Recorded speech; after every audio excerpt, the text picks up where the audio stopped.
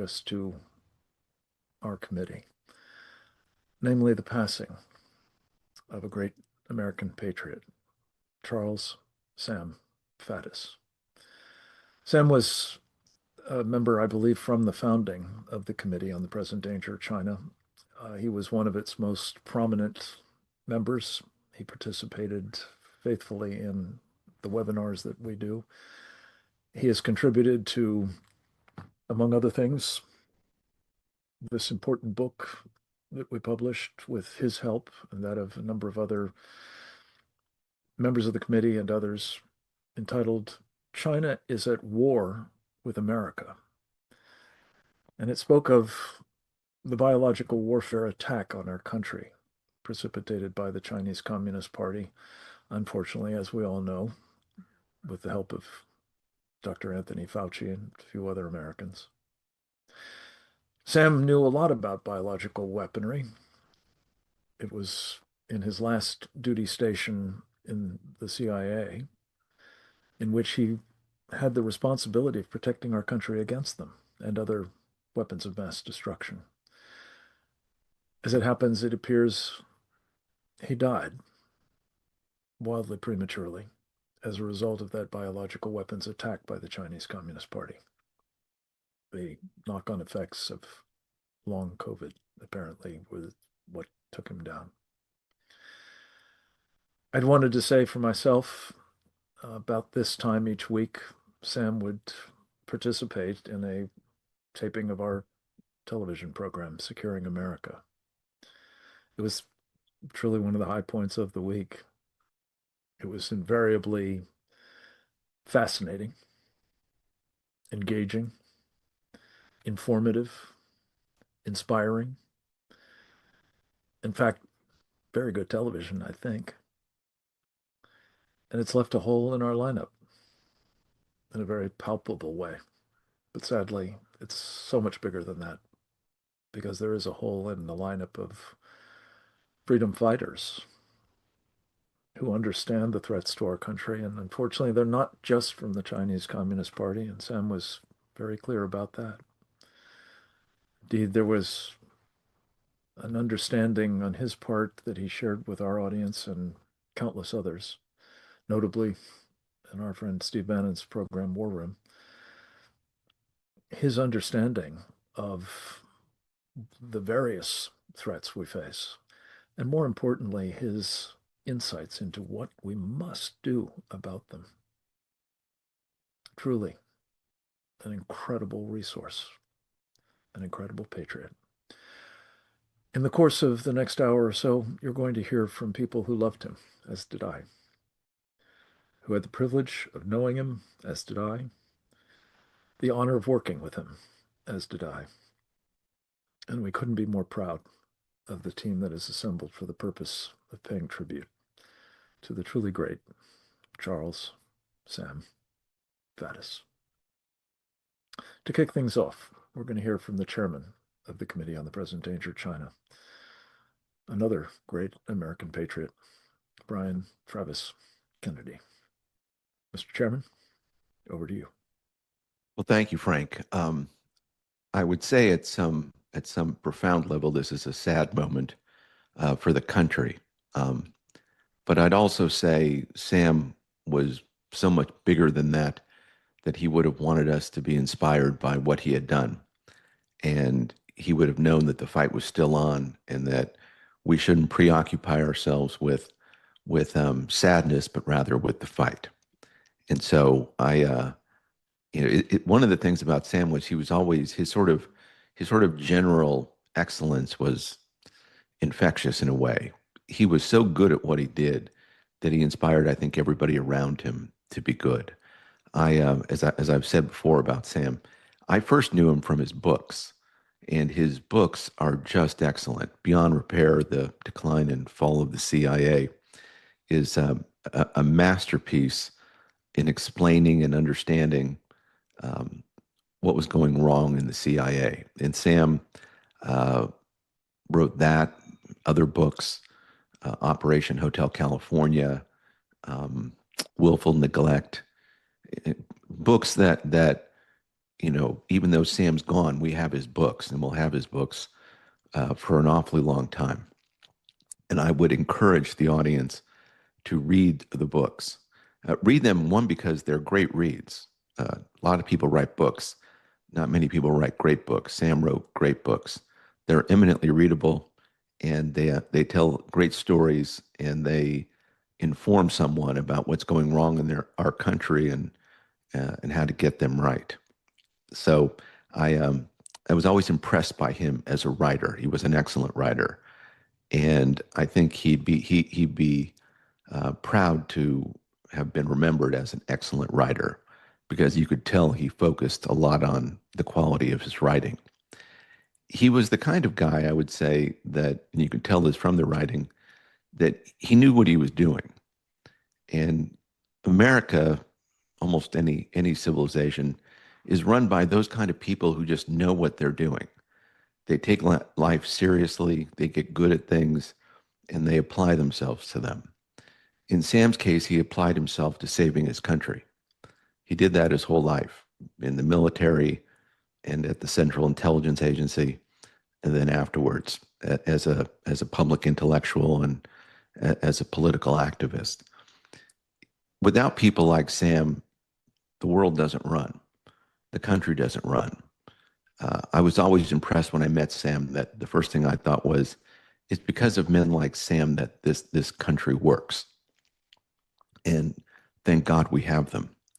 He, in the last 6-8 months, spent a lot of time talking about Iran on, with you, Frank, on your show, and also on Steve Bannon's War Room.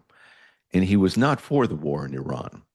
And I was always trying to understand why, because I myself have been supportive of the president. And it's not that Sam wasn't supportive of the president, but he wasn't supportive of the engagement in Iran. And I think one of the reasons was that he thought that the excellence that's required to win wars was no longer present in various parts of our government, whether it was the intelligence agencies or the military perhaps, or, other parts of the government. It's not that we didn't have great people in the military, not that we didn't have great people in the intelligence community. It's just that there was something broken within both systems that was going to cause us not to do well in Iran. And Sam warned about those things, I thought, in very thoughtful ways. And, we disagreed about some of those things, but he, you couldn't help but be persuaded by his seriousness and by his understanding intimately of what was really going on, and why, if we're going to engage in politics, if we're going to save our country, we have to get really good at certain things. And I think a great lesson for all of us is Sam was really good at things. And if we're going to pay tribute to him, in part, we owe it to both him and our country to get good at things, get good at our writing, get good at explaining to our countrymen what's going wrong in our country today. And Sam did it with passion and with love and with a kind of patriotism that is very much inspiring. And so I would invite everyone, as I say, to read his books, watch his videos, which are numerous, on War Room and Frank's show, Securing America, and be yourself about the task of making your country a better place. So thank you, Frank, and thank you for doing this. Thank you, Brian. And I just want to echo very strongly your point, as will be attested to, I'm sure, by everybody. Sam was full of life while he was with us, and had one of the most marvelous senses of humor of anybody I've ever met. And he would want us to be joyful in his celebration of his life. So we will be about that. Thank you, Brian. We're going to hear next from John Mills, a retired U.S. Army colonel who is now a Deputy Assistant Secretary of State with responsibility for a very important portfolio. He runs the Bureau of Cyberspace and Digital Policy in the Department of State. He is bringing to that particular position a wealth of experience in government, as well as the military, of course, and in the private sector, much of it having to do with the business of cyberspace, cyber warfare, cyber policy, and just about anything else you can think of in the national security arena.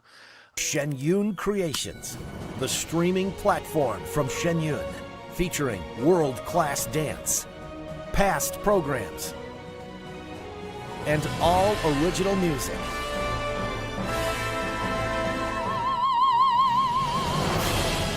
Masterclasses, behind the scenes, comedy, and more. In myriad departments, including the Department of Defense. We are deeply grateful to you, sir, for representing, I guess, if you will, the administration. I know you'll be speaking in your own right, but we're glad to have evidence of good people, including people from our Committee on the Present Danger of China, now serving President Trump inside the government. Welcome. Thank you so much for participating in this program. Over to you. Hey, thank you, Frank and Brian and Karen and all my colleagues here. It's an honor to be back with you. Sad to be back with you in these circumstances, but Sam was, as it was said by Brian and Frank, really larger than life. I'll miss him a lot. I have several just poignant memories of him as soon as I just came back from 3 weeks overseas.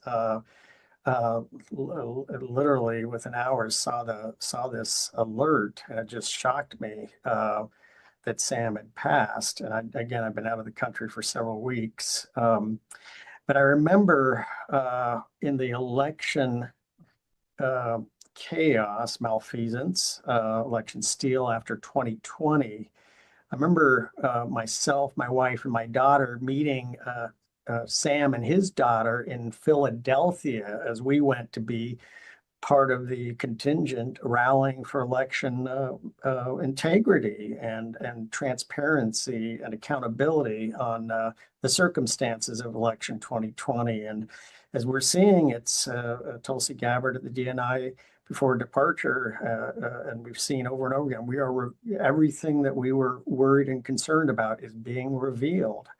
And so Sam and his daughter, myself, my wife, and my daughter made our way through the demonic crowds to an area cordoned off by the police for those rallying for the president and election integrity to get gather. And so it was just absolutely awesome being there with Sam and others. And it was actually quite a powerful contingent. And I will never forget, one of the things that Sam had arranged was he says, we have decibel dominance, because he had arranged for the loudspeakers to be brought to very loudly, and we were able to drown out the larger forerunners of the Social Democrats of America and their demonic behavior. We were able to drown them out through our use of the loudspeakers playing mega-like music. It was wonderful. It was great. So we had a good contingent. We were outnumbered, but I just never forget there being with Sam and his daughter and my family as we were standing our ground for election integrity. So that's one memory. But I have to say, it was the Team B report, and you showed that, Frank, that really was quite memorable. And Frank, Sam was incredible, and he was so spot on, and his analytical behavior of not just the virus, not just Wuhan, not that it was obvious it was a lab leak, but also of Dr. Fauci. That was so incredible. This was the heady old days of the CIA, where there was robust ability to psychologically analyze the personalities. And he was spot on about Fauci, as we just saw yesterday. This unbelievable behavior by Fauci, over 100 times taking the fifth. Sam was spot on about everything about Fauci, just incredible. I mean, and he just provided so much to that, the Committee on Present Danger. And I remember when we rallied in the early days of 2020, because we saw the color revolution unfolding again. Sam's just steady hand, wisdom, and guidance. He was just fantastic. And he was also so helpful to me personally and in my growth as a media contributor for right-minded outlets. So I always appreciate his. He reached out and helped me on a lot of things. So just a wonderful, wonderful man. So much he contributed to our cause, our movement, to America, and his family. And so we all miss him, lift him up and his family in prayer. So just thank you, Frank. It's just an honor to be here to remember Sam. Thank you for doing so well, John. God bless you. Keep up the good work, my friend. We have a very important member of the Committee on the Present Danger of China. We often start the webinars each week with level setting from one of the top intelligence veterans in our country, Captain James Fennell, United States Navy, retired. He invariably helps put into sharp relief the issue that we're talking about in that particular program. I will shamelessly plug them. There have been over, I think, 230 of them to date, addressing all aspects of the threat we face from the Chinese Communist Party. And Sam, as I said earlier, was a fixture in many of them, as is Captain James Fennell. We asked him to give us some remembrances of our fallen friend. And here's what he said for our program, Securing America, earlier in the week. Let's go to the video.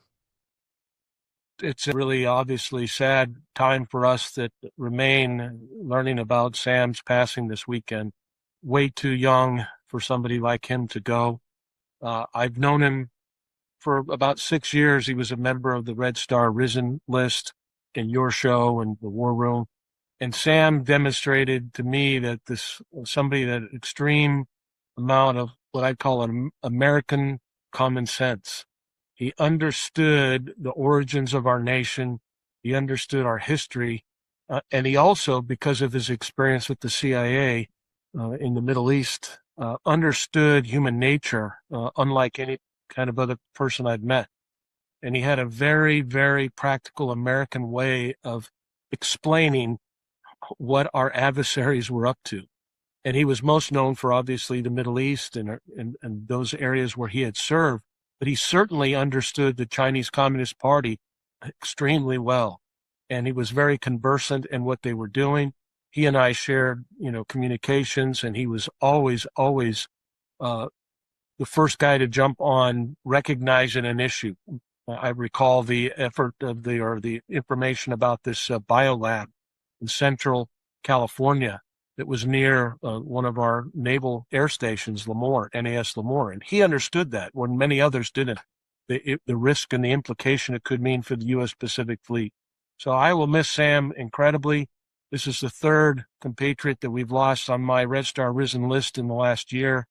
Markham Dossett, Dr. Victor Marr, and now Sam Faddis, three great Americans. And Sam's is especially significant and an incalculable loss in many ways.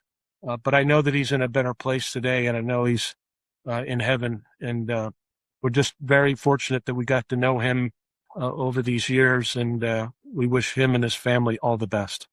One of the things that Sam had as part of his background, it was not quite as well known, I suspect, as was his time undercover in some pretty hellacious places, as you say, the Middle East broadly defined.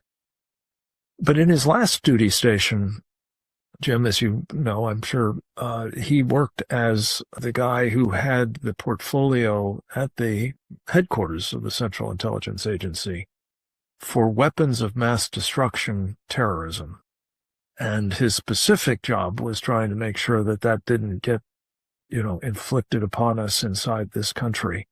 And so I think his attention to that biolab was in part because he brought such expertise to the subject. And I wondered if that's a place that you had an opportunity to collaborate as well, more generally, in addition to the specific threat from the Chinese Communist Party, which inserted that biolab, and apparently that wasn't the only one inside this country. Sam was understanding these issues across a wide spectrum of threats to the United States. And in this area of WMD proliferation, he was obviously very much attuned to it and was very keen to connect the dots that many in the intelligence community fail to do on a routine basis. And I think that's why we'll miss Sam greatly, is because he was an old school intelligence professional. He understood the value of human more so than any person I've ever known. And as somebody who came out of naval intelligence, where we rely a lot more on technical intelligence, I was always never a huge truster in human intelligence, but Sam was, for good reason, because he understood how it could be used. And he was, very concerned that the agency that he worked for had been compromised, and that the people that understood how to get in and get human intelligence, which can be very, very important, had been kind of brushed aside. And those skills and those techniques and the ability to gain human intelligence was being squeezed out of the very agency that was created to do that. And so he was the lone voice, or not the lone, he was the strongest voice in America to talk about how we needed to restore the classic techniques of human intelligence, which meant that we couldn't have, the woke ideology that would prevent us from actually doing the things that are necessary to get the intelligence that we need. And it's not always clean. It's not always something that's done in a church pew. It's something that's done in very seedy places sometimes, and it's done through bribery. It's done through exploitation. It's done through many, many ways that Sam knew greater than I will ever understand. He understood that. And so now he's gone, and I don't know who's going to be the voice for that in Langley right now. And I'm very concerned that his championship of that issue and his carrying that banner, I don't want it to fall on the ground. And so I hope there's others that will recognize this and pick that banner up before it touches the ground. Another place, Jim, that I know you felt at least as strongly about as did he, and for that matter, as did I, was the extent to which the Chinese Communist Party, the main thing, as you've called it so brilliantly, was able to penetrate our government, talk about human intelligence, at the very highest level. I think it was Sam who was one of the first to raise the alarm about Hunter Biden's laptop, for example, and what we learned from that. He mined exhaustively and came to the conclusion, and he said it on this program repeatedly because I asked him to do so. He said that Joe Biden was a controlled asset of the Chinese Communist Party, something I very strongly believe, but he spoke about it with considerable authority. Your thoughts on that insight, sir? There's no question that Sam was a keen counterintelligence expert as well, if you will. He understood that what he knew how to do and what his training was, that our adversaries were doing similar things. And so he was very, very aware of that. And this issue about former president being a controlled asset, I remember when he said it, and I remember, some people would, aghast at something like that. But he was right. I mean, Catherine Heritage has come out in the last 48 hours with bombshell evidence about this. So Sam was right before others. He could see the future, which is what real good intelligence officers, great intelligence officers can do. They can see the future. They understand what's coming, and they provide the warning. And that's what Sam did. And he understood human nature and the nature of our adversaries, the non-Americans, the people that were not part of our birth pangs, that grew up in different cultures, that have different values, and have no compulsion against trying to destroy us. And he understood that implicitly, and he never backed down, even when it meant countering what was the current popular thing to say in Washington, even during the Trump administration. He did not back down. He told the truth. And that's another hallmark of Sam Faddis, is that he was a truth teller. And a lot of people throw that around, and it's not deserved in many, many cases. But when I say that for Sam Faddis, it's not a cliche for me. I don't say that about almost anybody, but he really was somebody that told the truth and had the evidence to back it up. Thank you very much, Captain Fennell. And truth teller, I know, is going to be a theme of many of the testimonials in this program. I want to turn next to, I think, the only female contributor to this tribute. She's a standout in many respects, besides that, of course. Her name is Dr. Karen Sigeman. She runs the American Freedom Alliance and has been a very active contributor to the work of the committee as well, and knew Sam, and I very much appreciate your contribution to the program, Karen. Thank you so much, Frank. I mean, when I heard Sam was sick, I imagine all of us thought, yeah, but the man is indomitable. Of course, he will be fine. He's larger than life, as many have said. It was inconceivable that he be, in fact, struck down, and lo, he was. And here we are with this huge hole, as you say, in the lineup in the defense of the country. I first got to know Sam through the Committee on the Present Danger China. He spoke at 2 AFA conferences, World War III conference. He spoke in Georgia and in Pennsylvania, each time on different topics, but discovered, as you all know, that he was completely cognizant that we were at war. He understood the range of the threats, from everything that you were just talking about, weapons of mass destruction, Biden's laptop, the then president being a controlled asset. But he also, I'm just going to add this piece, he was very, very active in local politics in Pennsylvania. He was the notion of feckless Republicans not taking strong enough stances against globalism, against leftism, and so on. He was very, very active working to get accountability, even in the Republican Party. So from the local to the global, he was very active, very engaged, took a lot of time. Not only did he understand these things, but he worked very hard to make others understand them. The books Brian mentioned, I will add, and magazine. I was just going through what he had written about. Countless topics. An independent thinker, yes, a truth teller. He was not a party line guy. He connected the dots in ways, as was just said by Captain Fennell. He saw into the future. He understood it. Tried to get us to go along. He took us along. Brilliant storyteller. Every time I saw him, he had marvelous stories to tell, deeply chilling ones, very humorous ones. He was larger than life. He lived with tremendous gusto. He was one of the, carpe diem, seize the day. He seized everything all the time. He loved his wife. He loved his life. He loved his family. He loved his country. He loved the fight that he was in. He understood we needed people like him. We felt safer with him. I think we were safer with him. He did speak truth to power all the time. He was from the Keystone State, as I noted. I think he was a Keystone man. He embodied the best of us. He was the spirit of America in every great way. More like him, we have his example to follow. It was an absolute honor to know him. And yeah, the best way we can continue to honor him is to recognize the lessons that he taught us, embody the courage also that he lived with, be fearless, and do not be afraid if your conclusions go to somewhere nobody else is going. Follow them anyway, speak them, and fight for this country. We were so lucky to know him.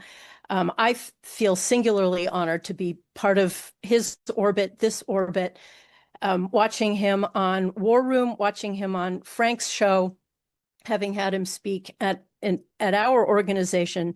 He added such a remarkable flavor and energy and humor, and his jovial nature combined with courage, wisdom, incredible intelligence, forthrightness, again, larger than life, lived with gusto, great model to follow. Frank, I'm so glad that you are honoring him in this show. I love that Steve Bannon had 2 hours the other day honoring him. He was a true hero, and we toss that word around all too frequently.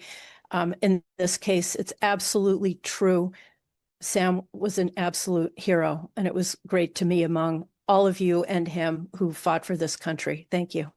Thank you, Karen. I had thought we were going to have to go to the videotape to get another of Sam's longtime colleagues, I think perhaps as long as any of us, to contribute to this program. I think he is on deck, though. Colonel Grant Newsham, United States Marine Corps retired. I'm told, knew and worked with Sam Faddis for 4 decades. What a privilege. Grant, of course, is a man who has been as closely following the Chinese Communist Party and the threat that it represents, the main thing, as Sam and all of us have called it, thanks to Jim Fennell. He has the distinction not only of having served with decorated valor in uniform, but also served as a foreign service officer in our embassy in Tokyo. He's been a businessman in that part of the world and is the author of a best-selling book entitled When China Attacks.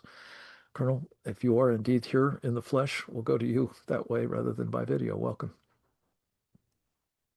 Tell us a little bit about your 40 years, as I understand it, of working with Charles Sam Faddis. It was only around 40 I think that I knew him. I think we've got we him worked live, together at some points. And he was something else. As I mentioned the other day, he was the kind of guy that made charlatans uncomfortable. And there's a certain type of self-promoting, sort of smoke and mirrors type. And whenever Sam was around, that they would start to squirm, sort of do a sort of Rodney Dangerfield kind of thing. But he had that magic to him, and he was very clear about what he thought. He would change his mind if presented with other information, but he had a forcefulness to it. Not everyone has it. There was nothing retiring about him, but he wasn't overbearing either. But he was certainly someone who understood a mission, how to get it done, and also to sort of treat people decently. And people who worked for him all liked it. But he went to where the hard targets were. He went to dangerous places. His experience leading the first the CIA team in northern Iraq 9 months before the Americans actually invaded.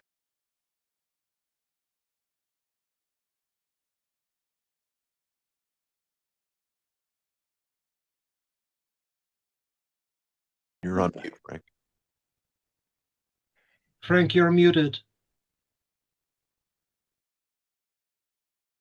I apologize. We have had a little bit of a miscommunication, but we are very privileged to have Colonel Grant Newsham with us in person, and we will go to him now. Thank you for joining us, sir. Oh, goodness. I had actually planned to just listen to myself. But I thought I was much more articulate recording it yesterday.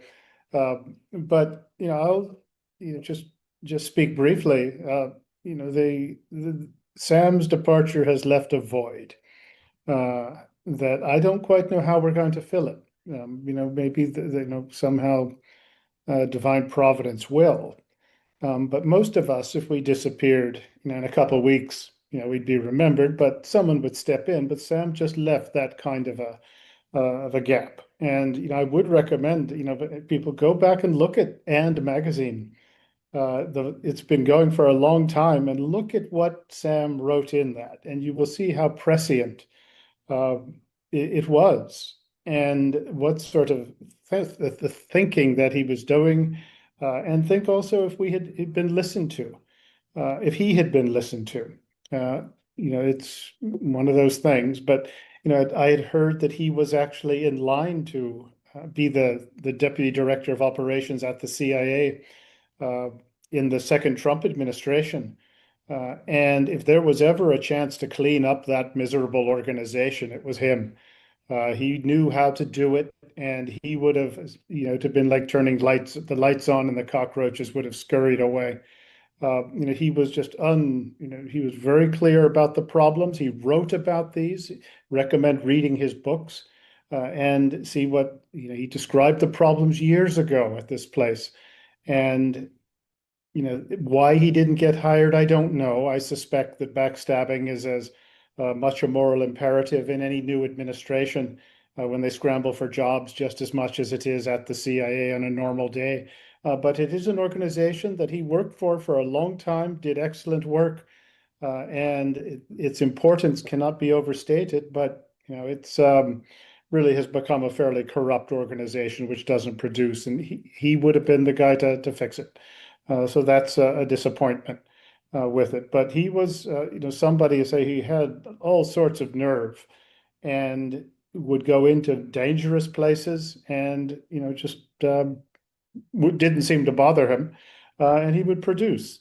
But so I am sad that he left, as is everybody, as well. And I when I spoke the other day on the War Room, I mentioned that Sam reminded one of a fellow named Patrick Lee Farmer, who was sort of an English adventurer who, in World War II, was on Crete, kidnapped a German general, spirited him out, and got him to the south coast of Crete and then off to Egypt.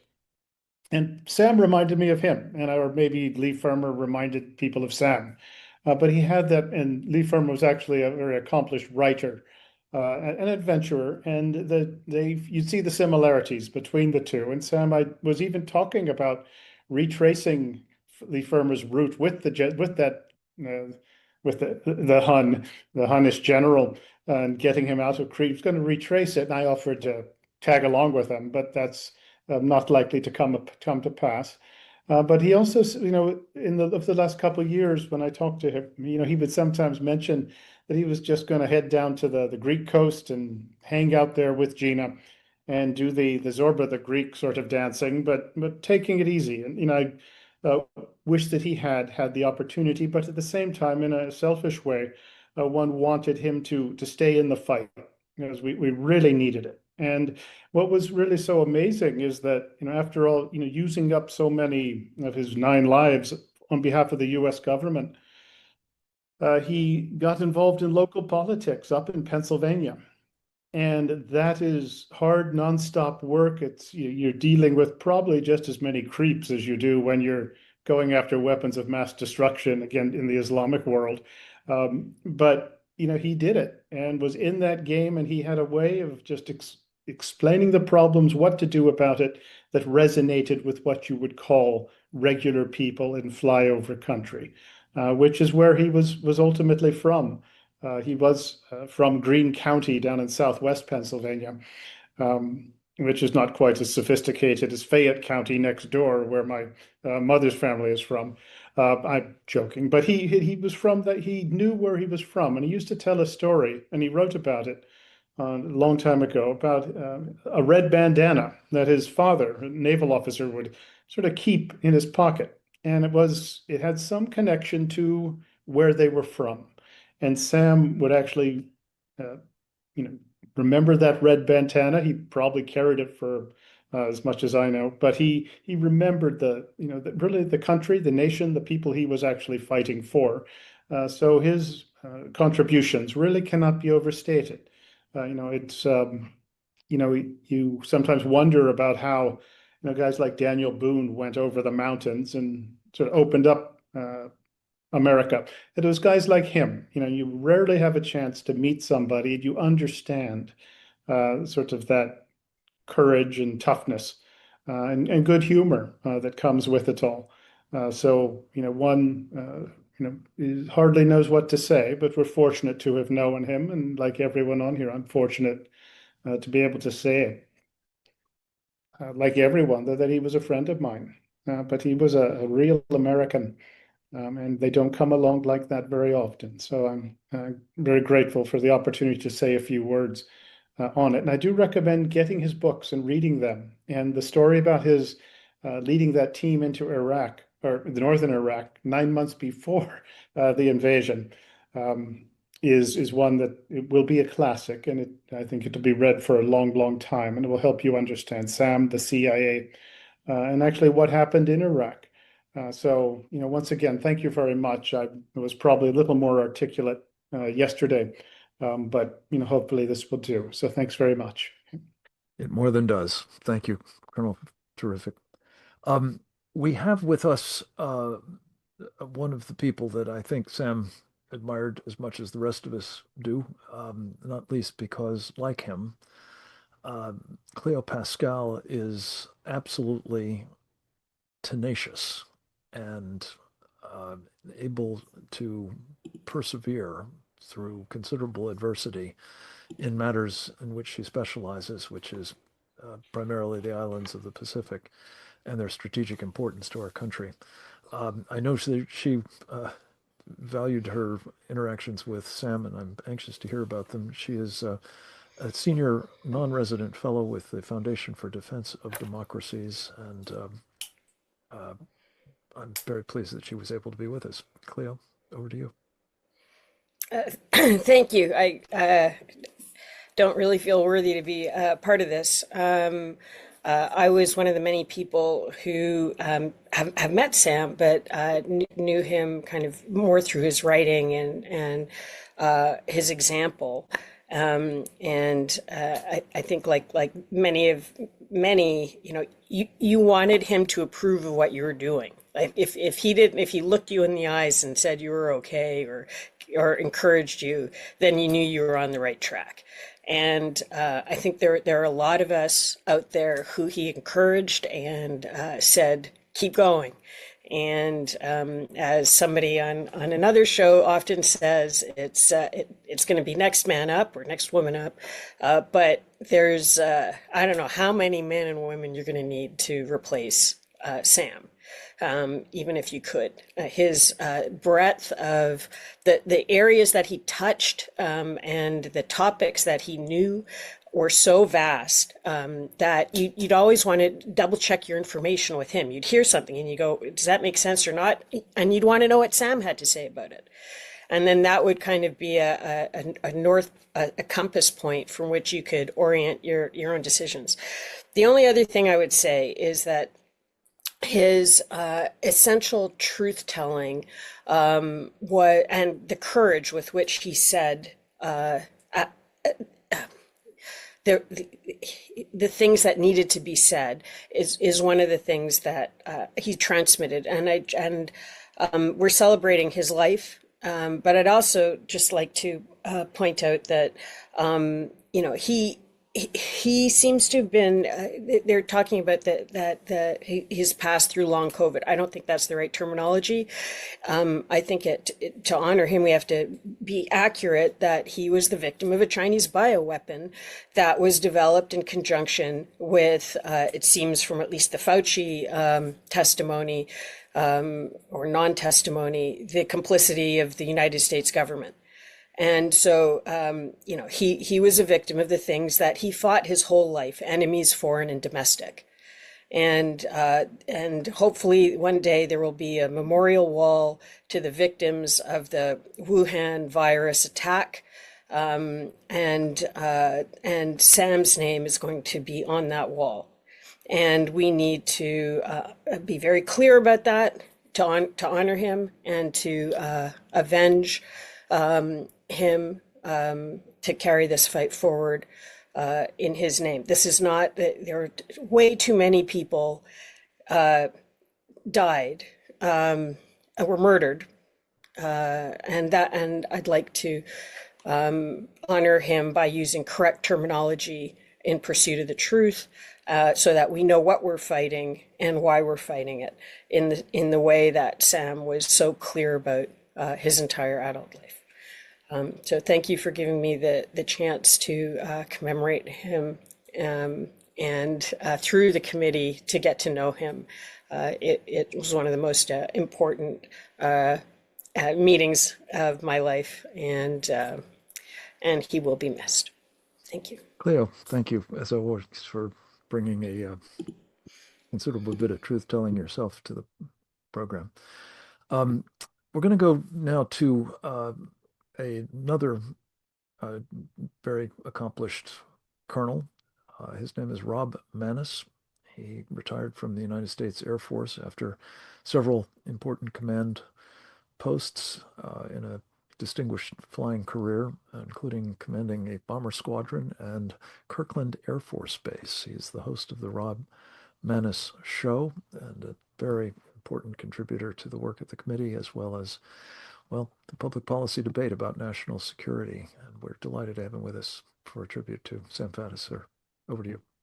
Thanks, Frank. Look, I don't know that I'm adequate enough to be in this company of folks that have talked about Sam, and I'm honored that you would give me the opportunity to just say a few words about him.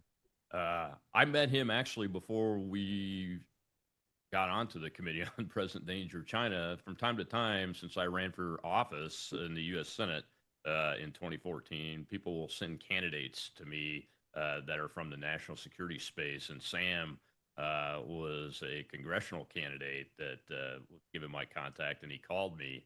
And I think he's the only candidate over these years that I actually developed not only a professional relationship with, but a friendship with, that I rely on, and we rely on each other in the background for doing the work that we do.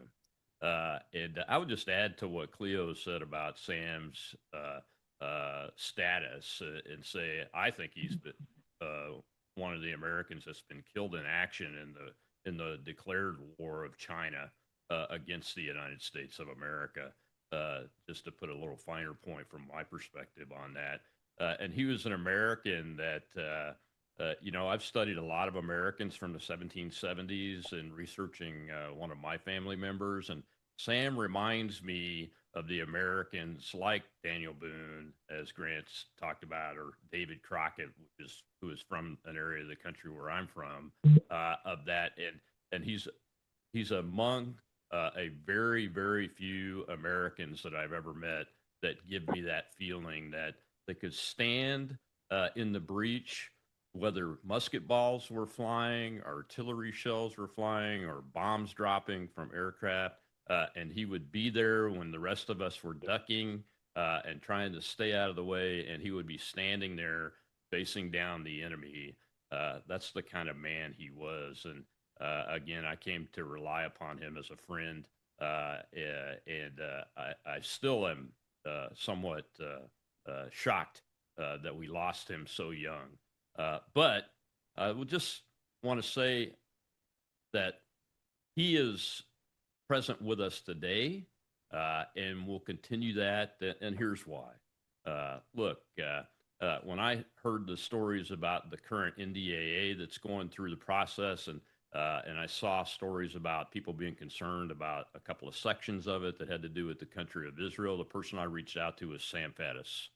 And he wasn't normally able to come on my show for a whole hour, but this time he said, "Yeah, I'll come on and we'll do the whole hour together," because he wanted to talk about that, and he's one of the few Americans that actually can talk about issues like that are very sensitive to even folks that we know, and even between the two of us, and be able to get the right messaging out. And he graced my show with that just a month before he passed away, which was very rare. I wasn't able to get him very often because you guys keep him so busy, but that's okay. But for him to be able to do that and be able to talk about a sensitive issue leads people to be able to make good decisions that are making the decisions in our United States government. So he left a record for that, and I am so grateful that he did. And I'll just leave you with the one anecdote. Over the last few months, I've been on a temporary appointment working for the Department of War, and one of the people I've worked with is a political appointee that I knew had been in the CIA, and I've spent some time with him, had dinner with him, and everything. And when Sam passed away, I saw that, and there was something familiar about this man. And I didn't really put the two together, but when he passed away and it became public, this man sent a message out that said that Sam had been his chief of station. So Sam's lingering presence will stay with us for a very, very, very long time. And I pray, and I'll do everything I can to find those people. It'll take more than one, I'm sure, because he was such a unique American, to try to fill this gap. Because like the rest of you, I feel that there is a huge gap in everything that we do, from local politics to to facing down the Chinese Communist Party and defeating them in this war that they've declared upon us. So I'm grateful for him, grateful for Gina and his family, and grateful for the opportunity. Yeah, I was just trying to join get you guys organized here today. Thank you very much, Frank, and everybody. Okay. Oops, hold on. You want to call me back? Yeah, I'll call you back. Okay. Okay. Bye. Okay, bye. Colonel, thank you so much. The singular contribution you've made to this, I think, is that, among other things, that Sam was killed in action by the Chinese Communist Party, adding to the point that Cleo has just made as well. Colonel Newsham, I think you're not on mute, so you may want to be. We have another treat, I think, in the person of Dave Walsh, who has been a longtime participant in our programs and is at the moment on detail to the Department of War, where he too is lending a hand to the fight for freedom from the Pentagon. We have admired and benefited enormously, as I know did Sam, from the insights Dave Walsh brings to the world of energy security, having been a very accomplished professional in that sector, notably as president of Mitsubishi Power in the course of his career. He has continued to serve even when he was not in the government through the tremendous contributions he makes to our understanding of that incredibly important national security enterprise. And I'm anxious to hear what you have to say about Sam Faddis, sir. Welcome. Well, Frank, deeply appreciate you having me. And this celebration of Sam's great life, patriotism, and what he meant to all of us. This is typified by your distinguished panel today, all of whom, Dr. Karen, Captain Bolton, yourself, Frank, Brian Kennedy, Cleo, who serve a tremendous public policy good in their willingness to be outspoken, speak truth, speak directly, speak frankly about complicated issues that so few Americans get an opportunity other than forums like the one you conduct, whether it be with Securing America or the Committee on the Present Danger of China that I've been privileged to appear on numerous times with Sam. The courage to do this is substantial. So Sam had the dual benefit of the support for devoting his life to our nation in the Army and the CIA, but then stepping up and in both local politics, which I've learned more recently about his heavy engagement in. And I have myself some familiarity with that and how challenging that can be, as well as this willingness to be completely outspoken publicly and talk from a very, very, very articulate standpoint with great knowledge and great sophistication of analysis of a whole wide variety of issues, whether they had been energy, COVID, the handling of COVID, where it emanated military strategy, energy strategy, election fraud, and how that intersects, all that intersects with the national security threat of our number one adversary. His ability to articulate all that effectively was incredibly valuable. So on the last man up, next man up, not last man, next man up kind of way of thinking, we're all here to fill the void. And I'm just so honored to have met so many like-minded folks in this forum today. Got to know them well in our public advocacy that does. Sam led with courage, and particularly the roles he had to be so courageous, to be so forthright on issues of such criticality to all of us, and so objectively and frankly. So Frank, deeply appreciate the opportunity to talk today. Well, it's an honor to have you with us, and thank you for what you're doing for the country and your present incarnation, Dave Walsh. We look forward to having you back on the outside, where we can take advantage of your many, many contributions to this particular fight. I'm I'm trying to negotiate with one of our colleagues as to whether he can stay with us through the last two. While we're negotiating that, I'm going to go to one more before we call him up. I want to welcome Ken Abramowitz, a man who has a fascinating career in the financial sector. He is one of the world leading analysts on the healthcare industry, but he has a passion for national security, as evidenced in his presidency of a group called Citizens for National Security, a wonderful online resource called SaveTheWest.com, and his appearances on, among other places, our program, Securing America. Ken Abramowitz, we're delighted to have you with us for a tribute, if you would make one, to Sam Faddis as well. I think you do him a bit, too. Sure. Well, Sam was a hero of mine, although I must admit I never met him.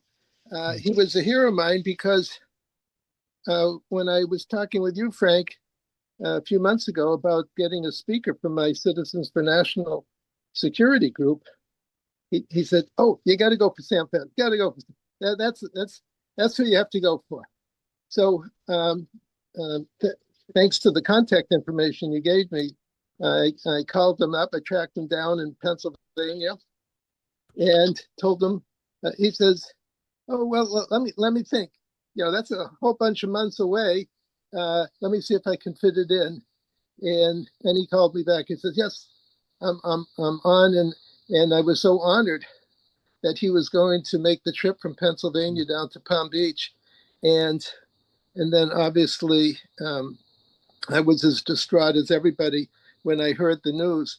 I don't have a lot of heroes, but he was one of them. But even though I never met him, I heard him so many times on your show, of course, and your recommendation was so over the top that I almost met him and didn't have the honor. But you'll be happy to know that 2 days ago I went to Amazon. I looked at all his books and ordered them, and I look forward to getting them in the next day or two when they come.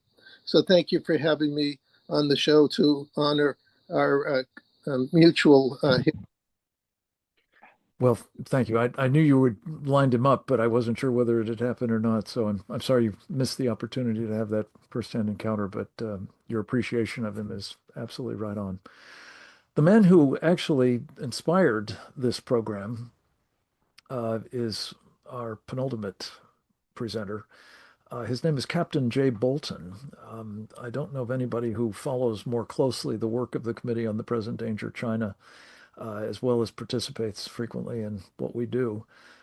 He has the distinction of having retired from the Merchant Marine with the rank of captain, but also with the life experience and ranks of the captain of large commercial vessels and tall ships.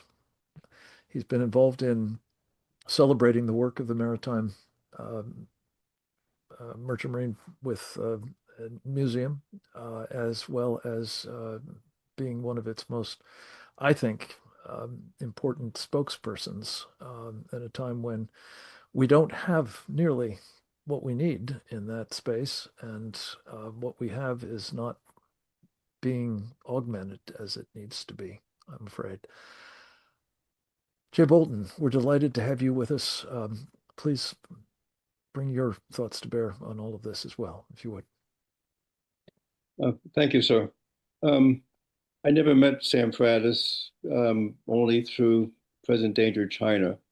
And as I watched his various presentations, I came to obviously respect the knowledge he's imparting, but really feel a sense of dedication to our country.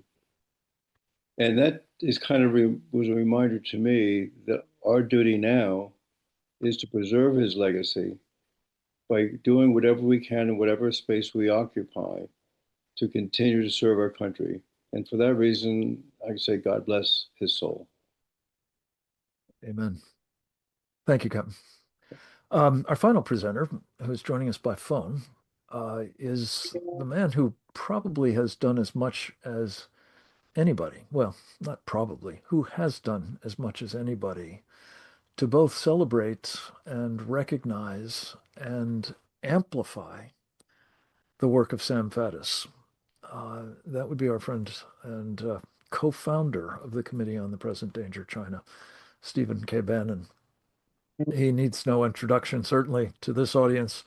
But let me simply say that what Steve has done in the course of his very multifaceted career, beginning really with his time in the Navy, his work at Goldman Sachs, his various entrepreneurial activities, including helping really put Breitbart on the map after the passing of its founder, Andrew, and his incalculably important platform, The War Room, on Real America's Voice, the program I'm proud to say we share in our network. Steve, let me simply say, by way of not so much introducing you, but simply expressing the appreciation of all of us on the committee for what you do day in and day out to lift up people like Sam and to give them voice and to have them make more of a difference than they would otherwise. Most of the people who are on this, memorial are people who have benefited greatly, as have I, from our friendship, as well as that amplification that you've made possible. And nowhere, I think, is it more important than with respect to, again, what we call the main thing, the Committee on the Present Danger, China's focus on the Chinese Communist Party. But you knew Sam well, you loved him, as we all do, and you did an enormous service to him and to the country by helping make him even larger than life through his many, many appearances on your program. Thank you, too. Cleo mentioned it, I think, or perhaps it was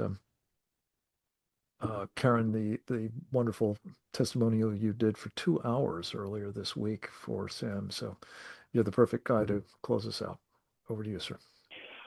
But closing it out, I want everybody, and Frank, if you can give him my cell number, we're going to do another, hopefully hour, but at least a half hour tomorrow of really folks that work with Sam in the Commonwealth of Pennsylvania, in the Patriot movement, because he did so much there and he's one of the true leaders. I also want to do almost like another hour next week, or maybe Monday or Tuesday, of others maybe in this call.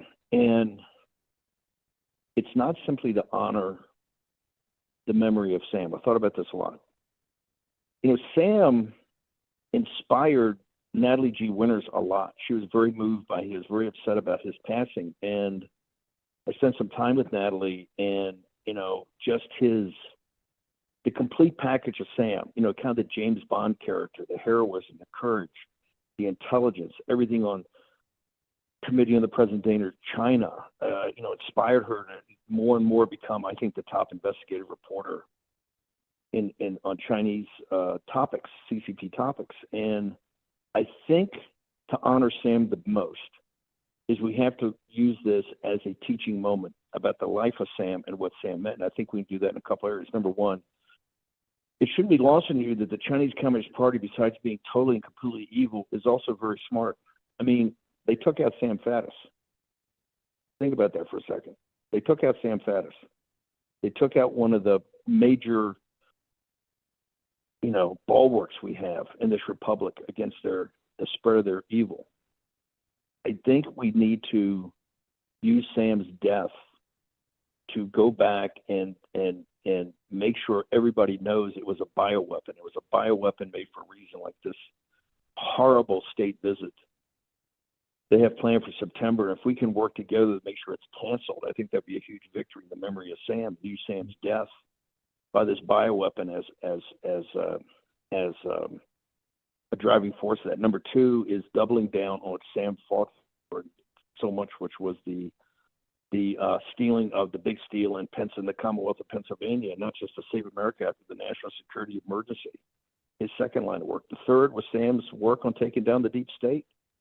this is why I'm so adamant to the president every day, keep Pulte in there or figure out, John Solomon. But Sam's other line of work was taking down the deep state, having come from service to our country and understand how far off track it got. His book, But the Decline and Fall of the CIA, is still a classic, I think. In the last, and I want to talk to Karen, we'll do this at some other time to think through. I think we need to use the life of Sam Faddis and the work of Sam Faddis as a way to inspire and train up young people professionally in their 20s or 30s or that are part of the apparatus like Sam was, right, to their awakening and to their formation as a warrior and a patriot to basically make sure the system is radically reformed to get back to the founding principles of the revolutionary generation and the founders of this nation. And I've got some thoughts about how we do that. Like I said, we're going to be doing other commemorations for Sam. It's both to honor Sam, but also to make sure that Sam's life and his death is an inspiration for action. This is the thing I found out, I've always thought about Sam. He was a man, at the end of the day, he was a man of action. He was an amazing thinker and a strategist, and he had all the, in baseball, we call it a five tools player. We have very few, as you guys know, we have very few five tools player in America today. We used to have lots. We just don't anymore. And the passing of Sam is, let's face it, the passing of a generation, the beginning of a passing of a generation that for all the boomers' problems, still have a skill set that some of the younger generation doesn't have, and it's not their fault they don't have it. They haven't had that guidance. They haven't had those examples. They haven't had that day-to-day leadership or mentorship that ends up with a Sam Faddis. And so we got to think this through. But I think the memory of Sam Faddis and his work, we have to make a living memory. Because you're not going to get, I know so many people, not just here, but throughout the world, and the Sam Faddises are very, very rare in any society. But they're particularly rare in the United States coming to the end of the first quarter of the 21st century and in the 250th year of its birth. And so, Frank, if you can give people my cell and just text me, if I can't get you on tomorrow, probably tomorrow is going to be more focused on some of these great grassroots people that I couldn't organize enough for the 2 hour. And then I'm going to do at least another hour next week because different elements of his life is just so important and so important for people to understand. It's like I said, we rarely got time to play the clips the other day, and the audience was coming back to me, and people I know say I need more clips of Sam, right? So we're going to figure it all out. But Frank, if you can funnel me the numbers, and like I said, Sam's life and his death are can be a North Star to us, right? If we do it right. And I think Sam would appreciate, he understands that in any war, you're going to lose through the ranks. If you go back and study the Revolution or the Civil War, you just see how many great people you lose, early on and midway through, way before victory. And Sam is one that is going to be a big, big gap, but it's got to be filled, and particularly we got to start filling with young people. So that's my thoughts, but I'd love to have all you guys participate in the coming in memoriams we're going to do. Amen to all of that, Stephen. Thank you. That's generous, and I know that everybody will be happy to serve. I think you may have come on after Rob Maness made the point that several people have too, but he put a fine point on it that Sam was actually killed in action in this war with the Chinese Communist Party. We have to start. Colonel Mann is right. We have to push that. Yeah. Killed in action, and particularly, I'm so livid about this frickin' state visit. I came and speak, but I think we use this to try to blow that up and make sure that we get back onto the footing of they're an enemy. They owe us $15 trillion, and Sam Faddis is a casualty of war against the CCP. Yeah. It comes to mind that there are at least two others that I can think of similarly taken out, I believe, by the Chinese Communist Party's bioweapon, Peter Pry Rich Higgins. And Sam is, the third in that, and obviously countless others, I'm sure, but those were three real warriors in this fight. And wow. Steve, it goes, I guess, without saying, but you're looking downrange at this summit is what makes you a great strategist. Donald Trump has taken advantage of that quality, and God knows you're providing it daily through the War Room.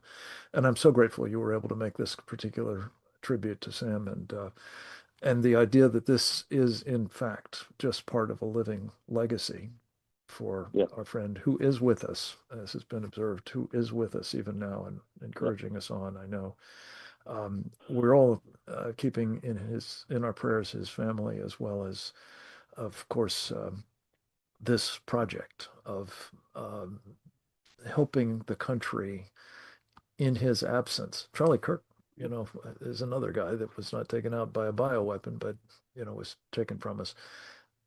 These are people that we must immortalize by keeping their not only memory, but their legacy, their purpose, their programs vibrant and forward, moving relentlessly, especially at a time such as this. So I want to thank each and every one of you. I won't go through the whole litany of the stars that have contributed to this program. Suffice it to say that you are among the best of us who are left, and it falls to us to do even more, both with our Committee on the Present Danger of China, of course, but in so many other respects, and I know you will. And I'm very, very deeply grateful, not only for your participation today, but also for what you are about and will be in the days to come. God bless you all. God bless this audience, and God bless America.